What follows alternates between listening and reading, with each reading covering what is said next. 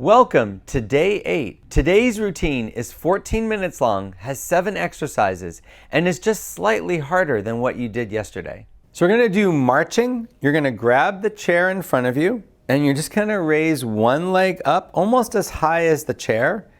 Put it down and then do the other leg.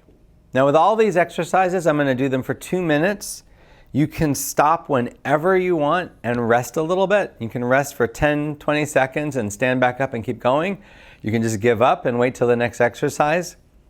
What's important is that every time you do these exercises, you try to do a little bit more in the 2 minutes. This way, at any ability level, you can still follow along with this exercise program. I'm going to keep doing them the whole time. So this exercise works your iliopsoas muscle, which is the big hip hiker. But it also helps you practice weight shifting. Weight shifting is so important when you're walking. When you're actually bringing your leg forward, it's less muscle and more weight shift that brings your legs forward while you walk. So you really want to shift your weight when you do this exercise. I'm a little bit close to the chair, but if you can step back a little bit, you can probably get a little bit more hip flexion. Now, if your balance is good, you can maybe let go with one hand or let go with both hands and just make it more of a balance exercise. But even if you hold on, it's still a very beneficial exercise. It works all the muscles of walking, and it really helps you not only improve your strength, but just improve the ability to have coordinated walking motion. Try to really get your foot up off the ground. Obviously, the higher you lift your foot, the more strenuous the exercise. So if you're getting tired, you can maybe lift it a little bit less. But keep shifting right to left when you're doing this. And as a goal, you want to try to let go. But if it's hard, you can definitely sit down. We just have a few more to go here. I'm standing up nice and straight while I'm doing this. And I think we're just about done. That was our last one. Now we're going to do something called hip abduction. So you're going to just lift your leg up to one side and then lift your leg up to the other side. Now I'm holding on. You don't have to, but if you're struggling with this, I would say just holding on. And I'm not leaning. I'm not trying to lean right and left. There's another exercise where we do that, but in this one we want to try to stand up nice and straight and really lift our legs up to the side, because that works the big hip abductors, which are the muscles on the outside of the leg. What those muscles do when we're walking is that's what holds you upright when you bring your other leg forward. So while you're moving one leg forward, the iliopsoas or the hip abductor muscles are contracting to keep your body straight so that you don't lumber side to side. Also, this exercise works the muscles that we use when we're stepping to the side. So if something happens and we have to quickly step to the side, you need strong hip abductors to do that. And again, I'm not leaning. If I'm getting tired, I could sit down. At any point in these 2-minute exercises, feel free to rest. I know I'm going to say that a bunch of times while you're watching these, but it's always good to rest as much as you need to. Don't overwork yourself. For you to see improvement, you just want to do a few more reps every time you repeat these exercises. So I'm just lifting my legs up to the side. And it can get pretty tiring. So if you want to stop and rest right now, you can. I've been practicing these to film these, and I can tell you my muscles are getting kind of sore, lifting my legs up to the side. And it's one of those exercises you don't want to overdo it. If you overdo this, it can lead to a fall, because you really do need these muscles to balance yourself. But that's also why it's good to exercise them. Just a couple more here, and our last one. Okay, our next exercise is called pillow squat. You want to have a cushion in your chair. You sit down on the chair, cross your arms if you can, and then you're going to lean forward and stand up all the way, and then come back down again. Now, we're doing this for 2 minutes, so you can go at whatever pace you want, and you can stop as often as you want. Not too many people can do full 2 minutes of pillow squats, but you don't have to improve. I just want you to attempt it as many times as you can within 2 minutes. Now, if you want to repeat this program over and over again, it's a good idea to keep track of how many you do each time within 2 minutes. You can count them and just kind of mentally remember where you're at, because I think over time most people will improve. Now, if you want to push off the chair, that's fine. You can push off your knees, that's also fine. You also have a chair in front of you, so you can grab the chair and push off the chair. Your muscles will benefit no matter which way you do it.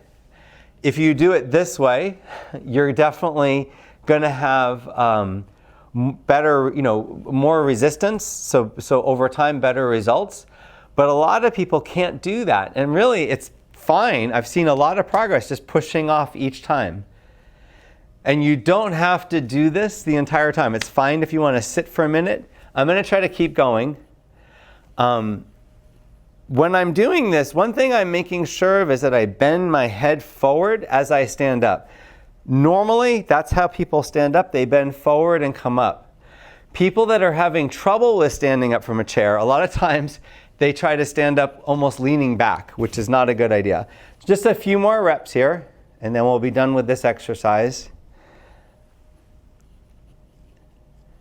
And I think that's our last one. Okay, weight shift. So to do this exercise, you're going to grab the back of the chair and you're going to put all your weight on one leg, lifting the other leg up, and you're going to lean on the leg that you're standing on and then do the same thing on the other side.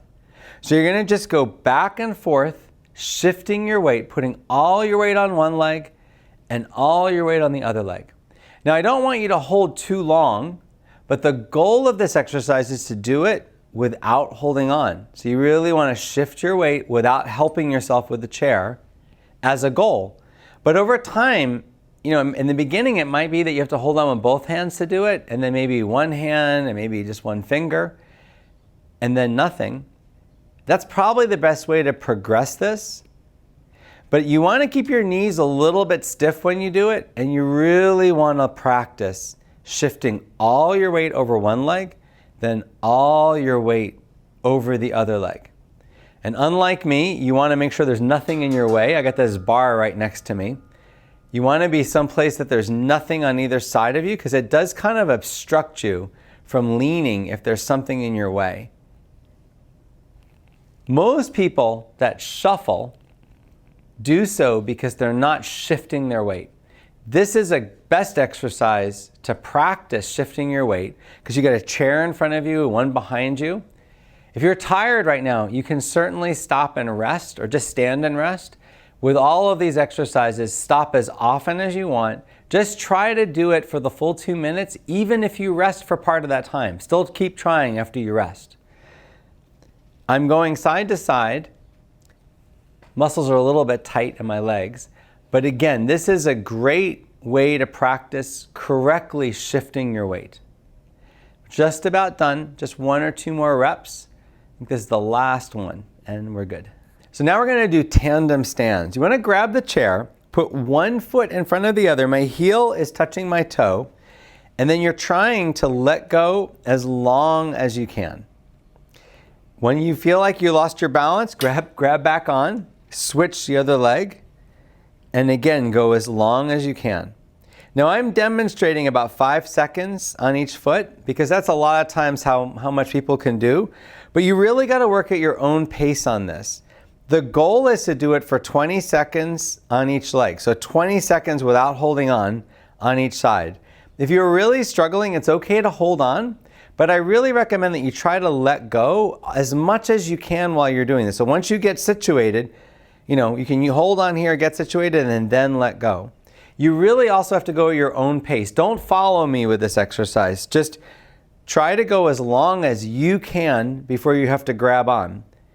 Now, if you're grabbing on every couple seconds, you're holding the whole time, it's okay. You got to start somewhere. Try just to hold on maybe with one finger, but as you get more confident, try to let go. Try to be letting go as much as you can. And make sure that you do shift your other leg, shift your feet, so that you're doing it some with the right leg forward and some with the left leg forward. It's not going to be helpful if you do it all just with one leg forward. It's also very tiring if you do that. but you do want to go as long as you can. Longer and longer is better. The reason this exercise helps is because it helps you practice standing and balancing with a very close space of support. The further apart your feet are, the more stable you feel. The closer together, the more unstable. So this is a great beginning balance challenge because you're standing with something in front of you, but you're challenging your balance. Okay, and that's the last one. Okay, so our next exercise is we're going to practice stepping up and down on a step. I have this aerobic step. I'm going to put it in front of me, grab the chair, and then I'm going to just step up on the right leg, down on the right leg, and then up on my left leg, and down on my left leg. Now, if you don't have a step like this, it's okay. You could use anything that's secure. If you maybe have a large book, people used to have phone books. A phone book would work. But anything, even a couple pieces of wood, something that lets you step up is what you want. I purchased this from Amazon. It's usually the easiest place to get stuff like this. Now it came with risers, and if I was, trying to demonstrate it to someone that's maybe higher level, you can certainly put the riser on it to make it a harder exercise. So what this benefits is a few things. It definitely works all the muscles that you need to walk. So it's your hamstrings, your buttocks muscles, all of your hip extensors are being worked. You're also working your iliopsoas, the hip hiker, because you got to get your foot up on the step. So if you're struggling with this, you're welcome to sit down as often as you want. This is a hard exercise, hard aerobically too, because it takes some good cardiovascular ability to keep going up and down on a stair. So if you're struggling with this, just rest as much as you want. Even if you only did 2 or 3 of them this whole 2 minutes, that's fine. Just try to work at it, try to build it up. We all need this strength to be able to go up and down a few stairs. And sometimes it's a struggle, but it does improve over time. I've even worked with people that have had heart problems, and over time we can get this one better. Just a few more, and if you're really good, you can let go. We're almost done here. Maybe one more time up and down, and I think that's it. So now we're going to do knee flexion. We're going to grab the chair, and you're going to just bend one leg up behind you like you're trying to kick your bottom, then shift and do the other leg. So this is good strength exercise. It works your hamstring muscles, which are the big muscles on the back of your leg. You use those muscles when you're standing, when you're going up and down stairs. They're good, one of the most important muscles to get stronger to improve your balance. Now, the goal of this is to do it without holding on, because then that improves your balance as well and your weight shift. But if you need to put one finger or both fingers or both hands, that's fine. The idea is that over time, the more you practice this, you're going to get better and better, and you're going to be able to hold on less and less. It doesn't take that much to get better at these. Usually repeating this 4 or 5 times, this routine, you're gonna see an improvement. Even if you only do each exercise for 1/3 of the time, you're still gonna see a really good improvement. Because some people just need a longer rest to be able to recover enough to do the next exercise. Don't be discouraged if that's you.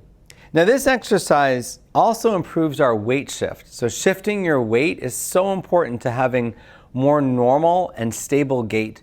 But a lot of people get afraid of falling and they stop weight shifting. So with the chair in front of you and the other chair behind you, this is a good way to practice a weight shift. I'm just going to keep going. If you need to rest at any point, you can. And I'm aiming for my bottom. I'm trying to lift my legs up as high, kind of aiming towards my buttocks, but not really touching that. About a 45-degree angle is what I'm getting. Just a couple more repetitions here.